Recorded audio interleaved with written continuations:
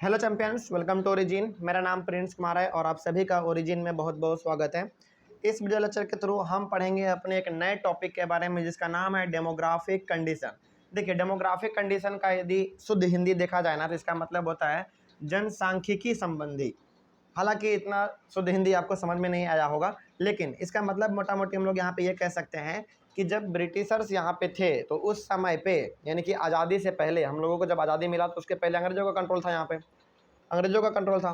तो उस समय पे इंडिया में पॉपुलेशन के मामले में क्या स्थिति था, भारत में कितना पॉपुलेशन था, कितने लोग पढ़े लिखे थे, कितने लोगों में कितने लोग मर जाते थे, इस प्रकार के, यानी कि हम लोग लिटरेसी रेट, पब्लिक फैसिलिटी के बारे में पढ़ेंगे, इन्फेंट मोर्टेलिटी के बारे में पढ़ेंगे, अलग अलग चीज़ों के बारे में हम लोग पढ़ेंगे।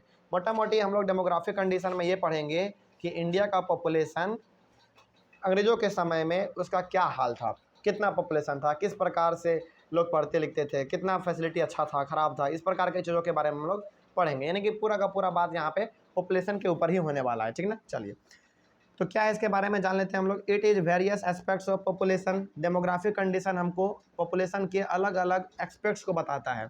मतलब कि कितने लोग पढ़े लिखे थे, कितने लोग अनपढ़ थे, कितने लोगों को पब्लिक फैसिलिटी नहीं मिल पा रहा था, इस प्रकार के चीज़ों के बारे में हम लोग पढ़ेंगे। तो डेमोग्राफिक कंडीशन हमको यही बताता है कि यानी कि अलग अलग एस्पेक्ट्स किस किस प्रकार के हो सकते हैं पॉपुलेशन के मामले में, है ना। चलिए, तो क्या है, देखिए यहाँ पे every 10 years census operation were carried out. देखिए, जिसको हम लोग जनगणना कहते हैं, है ना, हिंदी में कहते हैं जनगणना, आप कह सकते हैं इसको। तो हर एक 10 साल पे, पहले भी होता था और आज भी होता है, हर एक 10 साल पे पहले ना कंट्री में एक सेंसस होता था, यानी कि जनगणना होता था। अलग अलग चीज़ों का जनगणना होता था कि कितने लोग पढ़े लिखे हैं, कितने लोग पढ़े हुए नहीं हैं, इस प्रकार का, कितने लोगों को पब्लिक फैसिलिटी मिल रहा है, कितने लोगों को पब्लिक फैसिलिटी नहीं मिल पा रहा है। यानी कि जनगणना जो है ना, केवल जनसंख्या गिनने के लिए नहीं होता है, बहुत चीज़ों के लिए होता है।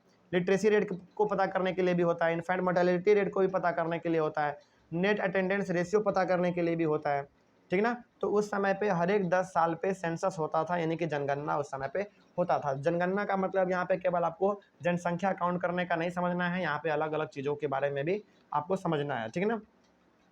तो before 1921 India was in the first stage of demographic transition, means high birth rate and high death rate. 1921 के पहले इंडिया का जो डेमोग्राफिक कंडीशन था वो बहुत ही ज़्यादा था। डेमोग्राफिक कंडीशन बहुत ही ज़्यादा था, इसका मतलब ये हो गया कि यहाँ पे बहुत ज़्यादा जनसंख्या था, यानी कि जन्म भी यहाँ पे ज़्यादा होता था, उसके साथ ही साथ यहाँ पे लोगों का डेथ भी ज़्यादा होता था। यानी कि दोनों पे यहाँ पे उस समय पे दोनों चीज़ यहाँ पे हाई था। 1921 के पहले इंडिया में दोनों चीज़ हाई था। क्या? बर्थ रेट भी ज़्यादा था और डेथ रेट भी ज़्यादा था, यानी कि जीना और मरना दोनों यहाँ पे उस समय पे ज़्यादा था।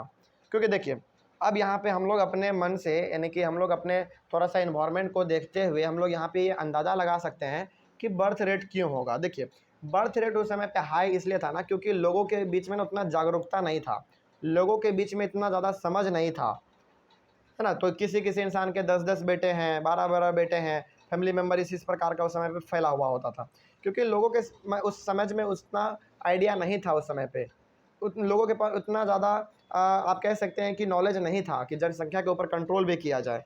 तो उनके अंदर ना इतना ज़्यादा जागरूकता नहीं फैलाया गया था, इसीलिए उस समय पे बर्थ रेट भी ज़्यादा था, उसके साथ ही साथ डेथ रेट भी ज़्यादा था।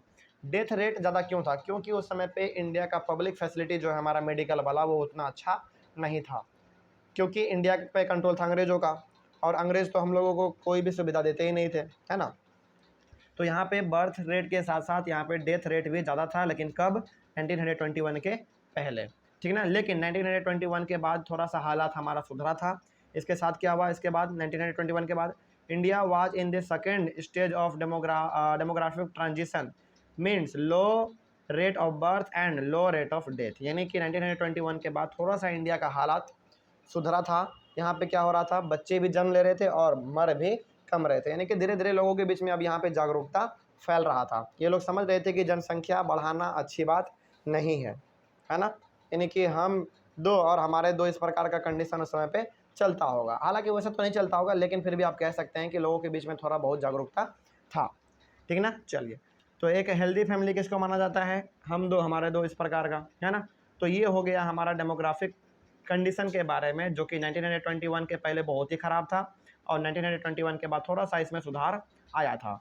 यानी कि 1921 के पहले ज़्यादा जन्म भी होता था बच्चों का और ज़्यादा लोग मारे भी जाते थे। 1921 के बाद जन्म भी कम होता है और मारा भी कम जाता है। तो इस प्रकार का हमारा हो गया डेमोग्राफिक कंडीशन का थोड़ा बहुत इंट्रोडक्शन आपको मिल गया होगा। और चूँकि डेमोग्राफिक कंडीशन में मेनली हम लोग पढ़ेंगे पॉपुलेशन के बारे में ही, कि कितने लोग पढ़े थे, कितने लोग अनपढ़ थे, इस प्रकार की चीज़ों के बारे में हम लोग पढ़ेंगे।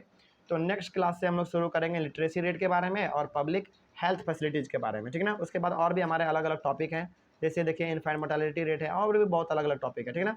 इसके बाद हम लोग शुरू करेंगे, इस यहाँ से हम लोग अगले क्लास में शुरू करेंगे लिटरेसी रेट से, ठीक है। चलिए, thank you very much and have a nice day.